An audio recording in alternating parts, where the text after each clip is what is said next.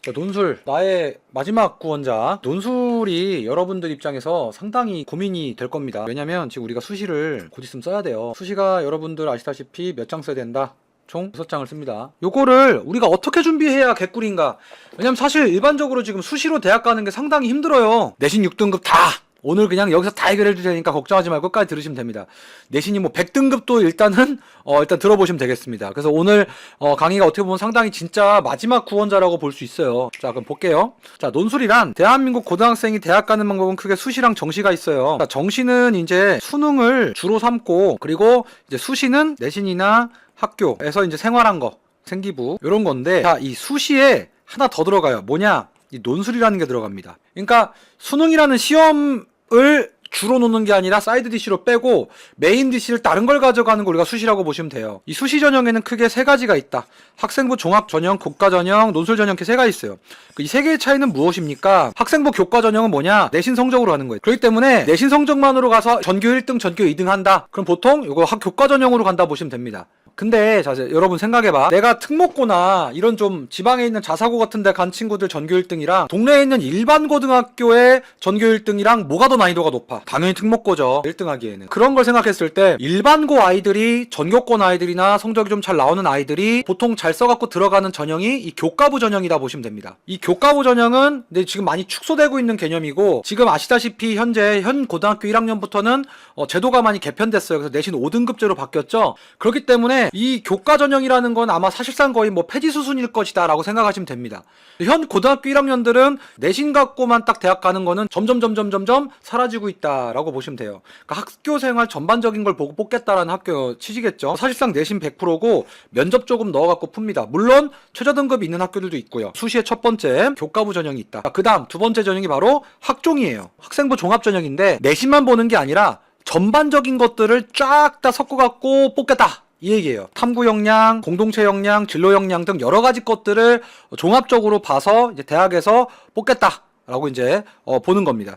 그래서 과목별 수행평가도 있고 보고서 작성이 있어요. 즉 이 세특이라고 하거든요. 세부적인 과목 특성들을 각 교과본 선생님들이 적어주거나 학교쌤이 이제 막 써줘야 돼요. 1, 2등급 정도 놔둬도 생기부가 좋으면 역전이 가능하다. 역전이 가능한 전형이 바로 요 학생부 종합전형입니다. 생기부에는 어떤 게 들어가냐면은 선생님들이 써주는 그런 내용들이랑 수행평가, 특별히 보고서가 될 만한 것들을 이제 학종에다가 넣는 거예요. 이거 같은 경우는 근데 문제가 뭐냐면은 학교별로 선생님들이 써주는 정도가 달라요. 그러니까 어떻게 보면 상당히 복불복이 좀 들어가요. 그래서 지역 자사고 같은 애들이 잘 들어가요. 외고나 뭐 과고나 특목고 이런 고등학교들이 잘 들어가기 좋은 게 선생님들이 노하우도 있고 어떤 내용을 써야 좋아하는지를 압니다. 사실 학교 선생님의 노하우가 상당히 중요해요. 그래서 학종 같은 경우는 미안하지만 이미 끝났어. 교과부도 이미 끝났어. 지금 9월이잖아 얘들아. 9월이에요. 막차 떠났어요. 그래서 이제 논술 드디어 오늘의 주제입니다. 지금부터 집중하셔야 돼요. 논술이란 수능 최저 등급을 충족한 학생에 한해서 수능 점수 전혀 보지 않고 등급만 보는 거야. 최저 등급만. 오직 논술고사 점수와 학생부를 일부 반영해서 이것도 실질 반영률이 상당히 낮아요. 진짜 한 6등급 정도만 돼도 실질적인 마이너스가 거의 없다라고 보시면 돼요. 자, 논술을 왜 보냐? 이거부터 알아야죠. 제도권 입시라고 하면 이제 수능과 수시겠죠? 수능이나 내신이나 이런 세특 같은 거 있잖아요. 학종에 들어가는 내용들, 이런 것들이 어떻게 보면 제도권 교육이라 볼 수 있는 거야. 그래서 이런 것들이 아닌 대학에서 원하는 역량을 뽑고 싶어서 이렇게 갖고 하는 거예요. 배경 지식 없어도 됩니다. 글을 유도리 있게 쓸 필요도 없어요. 이거 배우면 그냥 할 수 있어요. 그냥 뭐 어렵지 않나요? 뭐 그냥 글 잘 쓰면 되는 거 아닌가요? 이게 과거 시험이 아니야. 이게 막 무슨 조선의 백성들의 뭐 빈궁함을 어떻게 해결해야 되냐 써라. 그게 아니야. 농술에서의 학생부 반영 어떻게 되냐? 요즘 막 이렇게 산출식들이 있죠. 여러분들이 이거 다 알 필요 없어요. 근데 중요한 건 뭐냐?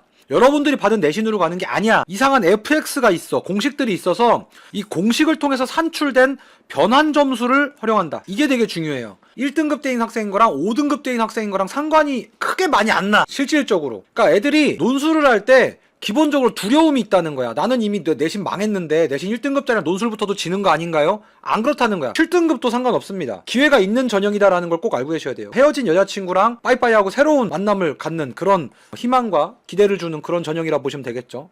동국대 같은 경우는 특히나 재미있는 게 뭐냐면은 상위 10개 과목만 반영해요. 동국대를 써라가 아니야. 논술에서 내신이나 교과부는 진짜 상당히 영향력이 적다라는 그 자신감을 주려고 쌤이 이렇게 자료를 만들어 온 겁니다. 그래서 상위 10개만 반영하기 때문에 실질적으로 합격자의 등급 비율이 크게 차이가 나지 않는다. 그래서 교과 20 출석 20인데 이 교과부 반영하는 것조차도 환산 점수로 들어갑니다. 그래서 실질적으로 보면 논술 이 결정력이 70% 이상입니다. 말이 70%지 환산 점수까지 들어가 버리면은 거의 뭐 100%라 보시면 돼요. 즉 내신이 5, 6등급 이내라면 사실상 최저만 맞추고 나서 논술 점수만으로 대학을 갈 수 있다. 대신에 이제 7등급, 8등급, 9등급일 때 이때는 아 내가 좀 마이너스 손해를 좀 본다. 야 솔직히 7, 8, 9등급은 공부 안 한 거잖아. 이 정도 받았다면 손해를 좀 봐야죠. 이제 그 다음 볼게요. 최저 등급은 우리가 어느 정도 필요합니까? 자, 지금 이게 올해 데이터입니다. 올해 데이터. 이거 제가 인스타 릴스로 다 올릴 겁니다. 올릴 거예요. 본인이 인문 논술이나 이런 것들을 준비를 한다면 여기 나와 있는 그 논술을 보시면 됩니다. 논술 조금 빡세다고 볼 수 있는 게 이제 국민대가 그 대학이 여러분들이 가려고 하는 그 밸류에 비해서 요구하는 그 합이 좀 높아요. 두 개 합, 보통 국민대 가려고 하는 친구들이 3, 3 뜨기가 생각보다 쉽지가 않거든요. 이걸 보여드리는 이유가 이 정도는 준비가 가능합니다. 이거 좀 세요. 고대 같은 경우는 4, 8은 평균 2가 나와야 되는데 좀 셉니다. 논술은 미안하지만 독학이 좀 힘들어요. 그래서 사교육이 그래서 좀 많이 발달돼 있어요. 자, 그래서 논술의 종류 지금부터 중요합니다. 논술의 종류로 봤을 때 인문사회 논술, 약수령 논술, 수리과학 논술 이렇게 세 가지 종류로 나뉜다고 보시면 됩니다. 인문사회 논술 같은 경우는 막 뭐 2000자 이런 거 적는 거예요. 제재 던져주면은. 근데 요것도 조금 종류가 나뉘어요. 이따 설명해 줄 겁니다. 자, 그럼 약수령 논술은 뭐냐? 사실 인문사회 논술이에요. 인문사회 논술인데 이게 애들이 2000자짜리 막 뭐 500자짜리 이런 거 적는 게 상당히 힘들단 말이야. 그래가지고 특정 몇몇 학교에서 약수령 논술이라고 해서 EBS, 수특이나 수완의 범위에서 진짜 질문이 되게 심플해. 무슨 뭐 적으시오. 그냥 그거 정리해서 적는 거예요. 한두 줄짜리로. 코미디긴 하지. 자, 그리고 수리과학 논술은 이거는 알다시피 수학을 좀 잘하는 친구들이 많이 보는 논술이고요. 메이저 좀 이름 있는 학교의 경우에는 수리과학 논술 대학 들어가 상당히 좀 난이도가 있는 편입니다. 자, 그래서 우리가 이제 머릿속에다 딱 나눠두셔서 이제 개념을 잡으실 게 인문사회 논술은 긴 글을 적는 거다. 자, 그리고 인문사회 논술 중에서도 두 가지가 있어요. 완전히 문리적 내용만 들어가는 이런 인문사회 논술이 있고요.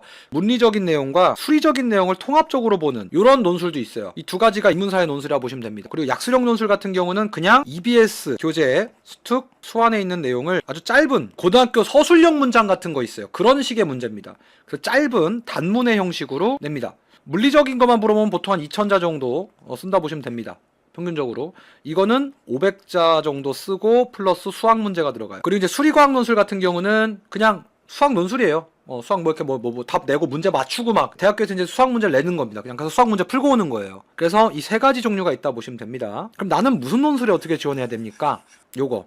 여기가 좀 중요한 포인트라고 생각합니다. 일단은 이건 완전히 수학 기준으로 나누셔야 됩니다. 나도 이거 보고 좀 놀랬거든요. 수학 성적이나 수리적 능력을 기준으로 이거 나누시면 됩니다. 일단 내가 수학이 1등급이 고정적으로 잘 나오고 내가 수학적 능력이 좋아. 뭐 과거야. 예를 들면 뭐 자사고 특목고인데 뭐 수학 관련돼 갖고 뭔가 좀 실력이 좋아. 어릴 때부터 수학 좋아해. 수리적 사고가 좋아. 이런 친구들 같은 경우는 그냥 수리과학 논술하면 됩니다. 과학 같은 경우는 이제 일부 의대에서 조금 치중이 많이 되어 있어요. 본인이 의대 논술까지 공부하겠다 그러면은 과학 논술 해야 되는데 요거는 내가 작년에 시켜봤거든. 경희대 한의대랑 지방대 의대 하나 보냈어요. 보통 마지막에 수능 끝나고 특강이 있어요. 요거 들으시면 돼요. 굳이 본인이 그 기존 탐구 공부하고 뭐 생투나 이런 거 특강 들으시면 되지 지금부터 툴을 막 해서 뭐 과학 논술을 다니고 그럴 필요까지는 없습니다.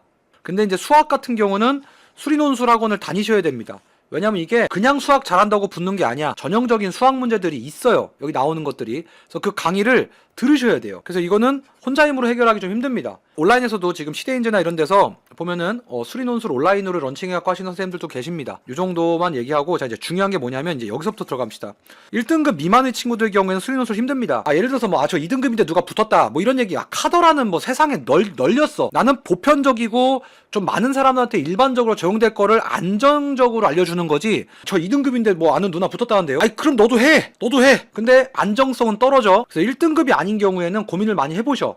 그러면은 봐봐. 수학이 1등급이 확 나와. 그럼 이제 수리논술 하시고요. 자, 수학이 1등급이 안 돼. 2 이하야. 자, 그럼 여기서 2 이하인 친구들은 이과여도 인문논술을 쓰시는 게 좋아. 단 여기 전제는 뭐다? 저는 지금 학종도 망했고요. 교과부도 망했어요. 이런 친구들만 지금 여기서 얘기하는 거예요. 선생님 저 이과인데요. 이과에도 상관이 없어. 왜? 이과 애들이 인문논술 배우면 개꿀이에요. 왜 그러냐면 아까 얘기한 것처럼 상당히 메이저 대학 중에 많은 대학들이 인문논술에 물리적인 내용과 수리적인 내용 논술을 같이 통합논술을 치는 학교들이 있는데 이 메이저과들 상경계나 사회과학계 쪽 있죠? 그쪽은 거의 대부분이 문과적인 내용과 수리과학적 내용을 같이 씁니다. 이거는 과별로 달라요. 인문논술 중에서 물리적인 내용과 수리적인 내용을 함께 보는 요 논술로 빠지면 너무 좋다라는 거야.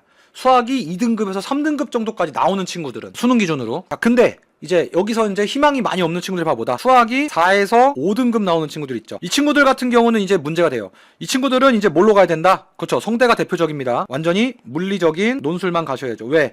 이 수리 논술이 이게 그렇게 어려운 문제가 나오는 건 아닌데 본인이 문과적인 글을 쓰면서 수리적 사고랑 연계해갖고 그걸 적용한다는 것 자체가 생각보다 쉽지가 않아요. 4, 5등급인 친구들 같은 경우는 수리과 과가 들어가 있는 이 과를 쓰지 마시고 물리 논술로 들어가는데 선생님 저는 최저 등급이 좀 많이 아슬아슬하고 힘들어요 라는 친구도 있을 수 있어. 왜냐면 자 봐봐, 여기 나와 있는 학교 중에서 문리 2000자 내용을 길게 써야 되는 그 집중력과 실력, 글쓰는 실력과 이해력이 좀 필요한 그런 논술은 이 최저 등급의 기준이 좀 높습니다. 여기서 등장하는 게 바로 뭐냐면 약수력 논술이에요. 자, 그래서 이제 최종 정리를 해드릴게요. 그래서 내신이 망했다, 이거는 뭐다? 교과부 그리고 학종 다 망했다. 그 상황에서 수학이 2등급 이하, 수리 논술로 가. 2등급 이하고 다른 과목이 3, 4등급 정도 나오는 게 있다면 인문 논술 가세요. 그럼 인문 논술이라는 건 뭐다? 두 개 있다고 했어요. 물리풀이 수리 그리고 물리 논술. 요건 2000자짜리 쓰는 거, 과거 시험 같은 거입니다. 과거 시험 같이 앉아갖고 한 제재에 대해서 잔뜩 쓰는 겁니다. 요거는 단문 플러스 수학. 요거는 수학이 2에서 3등급 정도 나오면은 요 정도 가면 좋고, 얘는 최저 맞추기도 좋지. 수학이 요 정도 나오니까. 물리 논술 같은 경우는 수학이 4 이하, 4 포함입니다. 그리고 만약에 수능 좆됐어요 이러면은 약술형 가야 돼요. 요게 이제 방금 전에 얘기한 내용들을 정리해 놓은 겁니다. 연세대, 이화여대, 한국여대, 경희대 등 많은 상위권 대학이 인문논술 시험에 수리 논술 문항이 포함되어 있다. 그리고 4등급 이상이면은 풀 수 있는 문제다. 이상이라고 하지만 사실은 조금 넘어야 돼요. 높사 돼야 됩니다. 수포자들의 지원을 막기 위해서 완전히 수학을 논 애들을 논술로서 뽑아가면은 얘들 대학 와갖고 막 이상하게 공부를 하니까, 그 수리 논술이 있으면 다른 문제는 심플하다. 즉 뭐냐, 인문 논술 문제가 쉽다, 이게 쉽게 나와요. 실제로 문제를 보시면 알아요. 그래서 수리 논술 문학이 있을 경우에는 인문 논술이 쉬워. 근데 이게 아니라 이제 그 과거 시험용 문제, 완전 물리 논술 있죠, 그거는 조금 사고력을 필요로 하는 글쓰기가 나와. 어쩔 수가 없어. 당연하지. 넘어가 볼게요. 그 연세대학교 수리 논술 문항 예시 갖고 왔어요. 한번 보세요. 자, 보면은 지금 이 논술 제재랑 관련 있는 문제가 이렇게 나오는 거예요. 수리 논술 문제로. 이해가요? 한번 보세요. 문제 눈으로 보라고. 내가 지금 문제 조사해왔어. 봐봐. 보시면은 문제를 풀거나 쓰는 원리는 수학인데 내용이 여기 들어가 있는 내용이죠. 이게 내가 봤던 그 논술이랑 똑같은 형식의 문제입니다. 이 문제를 풀려면 수학을 할 줄 알아야 돼요. 근데 이거 4등급 이하가 수학이 풀 수가 없어요. 힘들어요 되게. 이거 연대예요, 연대. 연대 예시입니다. 근데 한 3등급만 때도 쉽게 풀 수 있는 내용이거든. 쉬워요. 쉬운데 4, 5등급은 어려워 생각보다. 그 다음 갈게요. 자, 이제 마지막. 그러면 저는 수학도 봐봐 이거야. 자, 내신도 망했고 수학도 못하면서 보는 다른 과목도 망해 있어. 수학도 공부를 너무 안 해나가. 그러면 약수력 논술밖에 없어요. 왜? 얘는 정시랑도 병행이 가능하기 때문이죠. 그럼 약수력 논술이 무엇인가를 우리가 공부를 해봐야겠죠. 왜? 약술이라는 것 자체가 상당히 요약적으로 쓴다는 거죠. 그럼 대학은 어느 대학이 있는가? 마지막에 있는 이 마지막 구원자야 이게 이제. 그러니까 사실상 오늘 방송 보는 친구들이나 실질적으로 우리가 도움을 좀 얻을 수 있는 그 논술이 약수력 논술이 되게 많은데, 약수력 논술은 이제 수능 국어를 잘 보려면 무조건 EBS를 봐야 되고, 그리고 약수력 논술 EBS 수능 특강 완전 눈매 나온다. 이게 중요한 거예요. 이게 웃긴 거야 사실은. 논술인데 EBS에 있는 거를 낸다? 따로 준비가 없어요. 국어랑 약수력 한 큐에 먹을 수 있다. 즉 뭐다? 거 수능 준비랑 논술 준비를 동시에 할 수 있다라는 거죠. 사실 이런 학생들을 타겟팅하고 만든 전형 같아, 내가 보기에는. 아이들의 대상으로. 그리고 대학 입장에서는 뭐냐, 원섭이 개꿀. 넘어가 볼게요. 자, 이제부터 또 집중하셔야 됩니다. 이제 공부법 알려줍니다. 자, 이것도 내 의견이 아니라 실제로 대학 간 아이들한테도 물어봤고 또 대치에 있는 선생님들한테도 많이 물어본 거예요. 논술 준비 공부법. 자, 인문 논술은 주일에 4시간 정도 학원을 따라가야 합니다. 이거 혼자 힘들어요. 못해요 이거. 이게 첨삭을 받아야 돼. 학교별로 또 다르고. 이거 어떻게 니들이 다 조사할 거야. 그리고 학원 다니셔야 됩니다. 그 다음에 혼자 공부할 경우에는 가이드북 보고 예시답안 베껴 쓰기가 있는데 이거 힘들어요 진짜. 그래서 이거는 웬만하면 동네 학원이라도 좀 다니면서 첨삭을 받는 게 좋다. 그 다음에 약수력 논술.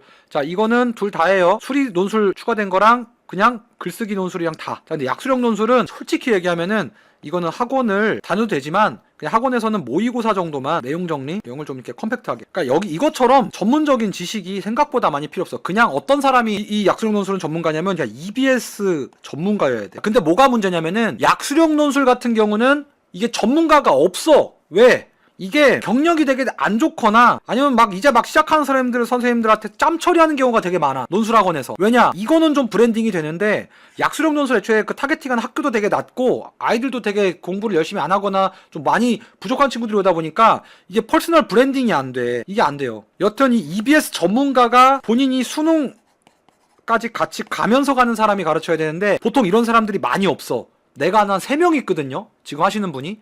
이것도 전문적으로 하시면서 EBS 교재 출제 경력이랑 EBS 연계 뭐 경력이나 그 EBS 강의 계속 하시면서 이것까지 하시는 분은 내가 몇 못 봤어.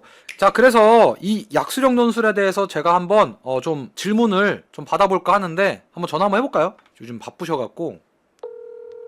여보세요? 여보세요? 이 시간에 웬일이세요? 아니 나 저기 좀 방송 중인데 왜 갑자기 전화? 예, 말씀하세요. 원래 이 시간대 전화 안 하니까 방송 중인데 저기 뭐야 약수령 논술 사실 정보가 많이 없어서 네. 지금 시청자들한테 정보를 좀 주려고 그러거든요. 아, 방송 주제예요 지금? 네, 오늘 주제가 논술인데 인문 논술 이런 것들은 많이 알고 있는데 근데 이제 약수령 논술에서는 잘 몰라 사람들이. 저도 사실 요거 저도 요거 공부하면서 알았어. 그죠, 많이들 모르시죠. 그래 또 EBS 또 뭐 출제 경험도 있고 또 하시니까 지금 강의도 계속 하시잖아요. 지금도 하고 있죠 계속. 그죠, 하고 있죠 지금. 그 요거 좀 궁금한 것들이 일단 1번 이게 약수령 논술이 출제가 EBS에서만 나와요? 아, 그거는 아니에요. 학교마다 조금씩은 나는데 전반적으로 보면은 이제 뭐 약술용 논술을 시행하는 한 15개 정도 이제 그 학교들 이제 다 합쳐보면은 한 15개 학교가 15개다? 네, 그 정도 돼요. 신설로 들어온 학교도 있긴 있는데 어쨌든 그것까지 다 합치면은 한 16개 그 정도 됩니다 지금.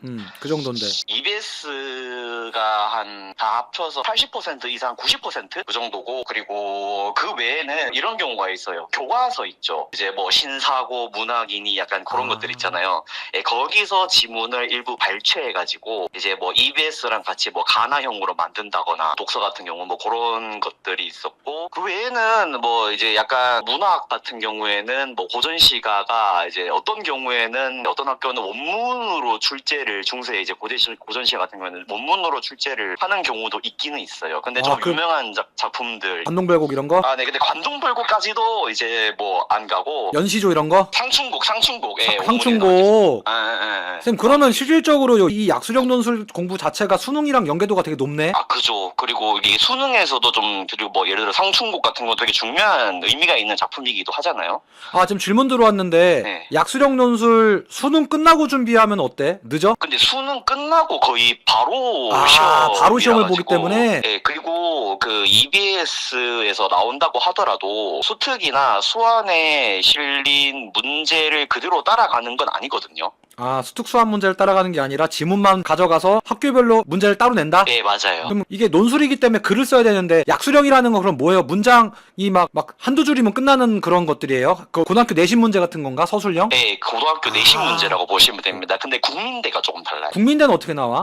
국민대는 좀 길게 쓰도록 요구를 해요. 예, 그래서 뭐 인문 논술만큼은 아닌데 그냥 뭐 한 200자 조금 길면 막 200자 그 정도? 국민대는 200자 정도. 국민대만? 예, 그 정도예요. 국민대가 요번에 들어왔는데 이제 약간 뭔가 다른 포지션을 취하더라고요. 약간 지금 다른 학교들은 약간 가천대가 이 분야의 선구자거든요. 이제 뭐 적성고사에서 이렇게 뭐 약술형 논술로 전환한 첫 번째 학교라고 보시면 되는데, 그런 가천대 스타일의 다른 학교들이 다 따라해요. 학교별 그럼 약수령 논술 기출을 볼 필요가 있어요? 일단 국민대는 확실히 좀 따로 봐야 되는 느낌이긴 해요. 그 외에는 약간 가천대를 이제 기점으로 하면은 기준으로 하면은 다른 학교들 문제도 이게 개성이 있다고 할지라도 거기서 크게 안 벗어나거든요. 그냥 문장 한 줄 그 정도 적는 학교들이 가끔 있는 정도? 그럼 기출 문제를 풀긴 풀되 학교별로 좀 비슷하다? 네, 학교별로는 비슷한 편이에요. 아, 비슷하다. 기출은 풀긴 푸는데 비슷하다? 그래서 호환이 잘 돼요. 그럼 결론적으로는 EBS 열심히 공부하면 된다는 얘기네? 네, 맞아요. 네, 근데 그게 무조건 중심이어야 돼요. 그러니까 여러분들 그 약수령 논술은요, 기출은 다 비슷비슷하다는 거죠. 저도 이제 어떤 느낌이 왔거든. 그러니까 질문은 비슷비슷한 학교별로 문제는 당연히 다르지. 똑같은 문제가 나오진 않겠지. 근데 기본적으로 EBS나 교과서에 있는, 교과서도 되게 뭐 20% 10%밖에 안 되고, 여기 있는 지문 내용을 본인이 잘 습득만 하면, 공부를 잘 해갖고 쓰는 연습만 잘하면 어떤 학교 기출 문제든 비슷하다. 학교별 반이 막 엄청나게 유의미하진 않다. 다만 네네. 국민대만 좀 이번에 새로 들어와서 폐악질을 부리고 있다. 그 정도까지. 국민대는 따로 준비를 해야죠. 네네. 국민대는 따로 준비하셔야 됩니다, 여러분. 약수령. 그러면 약수령 논술 봤을 때 학교가 보통 어느 정도까지가 괜찮아요? 애들이 많이 원하는 학교들이 어떤 학교들이 있나? 아, 뭐 가천대. 가천대 있고 또 국민대도 이번에 아까 방금 나왔고 국민대. 네네. 뭐 상명대 그 정도가 약간 뭔가 많이들 원하는 선이고요. 그리고 3,6대 확실히 이제 보통 본인이 이제 수능 성적이 좀 자신이 많이 없는 친구들이 들어갈 수 있는 라인이에요. 근데 그럼 약수령 논술에선 가천대가 서울대겠다. 아 그죠. 진짜 이거 뭐 거의 뭐 꿈의 대학. 가천대가 국민대가 목표겠다. 그러면 결국에는 이 논술을 준비할 때는 EBS 원문. 네 맞아요. 수특수한 그대로 이게 막 뭐 어디 저기 수능 준비할 때는 그래도 이제 연계 반영해서 조금 변형된 거를 이제 보게 되잖아요. 뭐 사설 컨텐츠도 그렇고. 그런데 이제 얘들은 그렇게 공부하면 안 돼요. 아예 그냥 원문 자체를 좀 공부를 해야 돼요. 근데 EBS도 사실은 국어도 원문 자체가 중요하지. 연계 변형은 네. 나중에나 하는 거고. 네네네. 그러면 요거를 공부할 때 그러면 선생님들이 이제 이 약수령 논술 타겟팅으로 만든 그 문제나 답안 같은 거 있잖아요. 네. 그런 것들을 구해서 풀고 그러면 되게 도움이 되겠다. 아 그죠. 혹시 저거 있나? 나 지금 방송 몇 명 듣냐? 그래도 한 100명 가량 듣는데 네. 이 관심 있는 사람들 쌤도 뭐 자료나 이런 거 있으면 좀 약간 맛보기라도 좀 이렇게 이런 걸로 하면 좋습니다. 뭐 좀 내가 맛있는 거 사줄게. 맛있는 거 뭐요? 스테이크 사줄게. 오케이 스테이크에 상- 사이드 하나. 사이드 하나 알았어.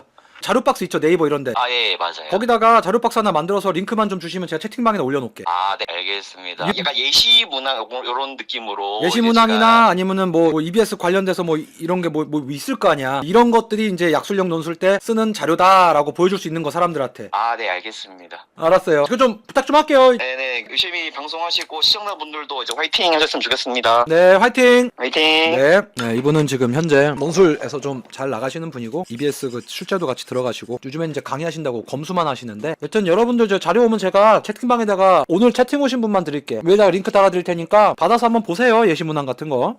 정리 한번 해드릴게요. 자, 약수령 논술 지금 보니까 기본적으로 EBS 수특 수완에서 대부분 나온다 이거야. 지문 그대로 나오는데 여기서 이제 국민대만 한 200자 정도 써야 되고 나머지는 그냥 그 내신 서술형 스타일이다. 그래서 이제 공부할 때 이제 어떤 자료가 필요하냐면 EBS 지문을 스스로 읽고 이해하는 그 자료랑 요거를 정리한 자료 있죠. 그리고 기출 문제가 반영된 기출이 반영된 거여야 돼. 기출 반영이 된 걸 해야지 기출 문제를 풀 자체는 필요가 없다라는 게 왜 그러냐. 자, 여러분들 지금 EBS 보기도 바빠 죽겠어. 지금 약수령하는 친구들 같은 경우는 수능도 지금 안 나오고 내신도 지금 망한 사람이야. 맞지? 그래서 기출 반영을 한 걸 봐야지 기출을 풀는다는 것 자체는 생각보다 별로 이렇게 도움이 안 된다. 여러분들이 어떤 수업을 듣고 어떻게 해서 EBS를 준비할지는 생각을 좀 해보실 문제가 있다. 학원을 다녀야 되는 이유는 예시 답안만 보고 답을 쓰기가 상당히 쉽지가 않습니다. 그리고 이 EBS를 정리해갖고 요게 이제 선생님이 필요한 부분이야. 요거를 효율적으로 정리해줄 수 있어야 돼요. 자, 그리고 기출 반영된 문제를 제공해야 됩니다. 여기도 강사가 필요합니다. 근데 만약에 독학을 하겠다. 요거 두 개는 독학이 가능하겠다. 근데 요거는 여러분들이 이제 예를 들면은 선생님들한테 뭐 가서 뭐 달라고 한다든가 그렇게 보시면 되겠습니다. 여러분 약수령도 최저 등급 있어요. 최저가 이제 그 3등급이요. 한 과목 3 나오는 게 중요한 거예요. 개꿀이지. 그리고 뭐 상명대 이런 데들은 아예 없어. 최저가 없어. 약수령에서도 메이저인 가천대나 아니면은 국민대 이런 데 가려면 여기도 최저가 있다. 자, 근데 제가 지금 얘기 안 한 게 있는데 바로 약수령에도 수학 과목이 있어요. 같이 봐야 돼요. 수학도. 근데 이것도 EBS 문제 변형해서 똑같이 나와요.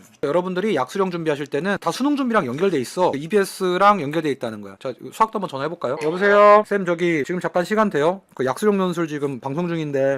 네네네. 아, 이분은 이제 수학 선생님입니다. 수리 약수령 문제 때문에 지금 전화한 거예요. 수리 약수령 논술 지금 이제 한창 또 시즌인데 기출 문제가 중요해요? EBS가 중요해요? 제일 중요한 거는 일단 기출 문제기는 한데 아. 이제 학교에서 제시하는 이제 그 예시 문항이 있는데 그것도 좀 같이 준비를 해야 되고 사관학교랑 좀 문제형 좀 비슷해요. 사관학교처럼 약간 좀 사설형 문제라서 대학교에서 내는 거라서 아무래도 좀 그런 쪽 문제를 풀어보는 게 좀 도움이 되고. 그러니까 오히려 거꾸로네. 국어는 지금 아까 EBS 자체가 중요하다고 했거든. 그럼 수학은 EBS보다도 기출 문제랑 기출. 예시가 그리고 중요하구나. 네, 그 순서로 보자면 약간 기출, 그 다음에 이제 EBS, 그 다음에 이제 사관학교에서 어려운 거 말고 그냥 쉬운 문제 정도. 왜냐면은 그 지수하고 로그 파트에서 이제 수능처럼 뭔가 그 딱 떨어지는 문제가 아니고 약간 이제 좀 머리를 좀 약간 써서 좀 변형을 해야 되는 이제 그쪽 이제 문제가 있다 보니까 그쪽으로 좀 하면 훈련이 좀 되지. 이거 수학 수능으로 따지면은 한 4, 5등급짜리 친구들도 약수령 자체를 요거를 연습을 해갖고 공부를 하면은 합격할 정도의 성적으로 갈 수 있나요? 한 수학으로 치었을 때 수능 4, 5등급 정도 레벨이면?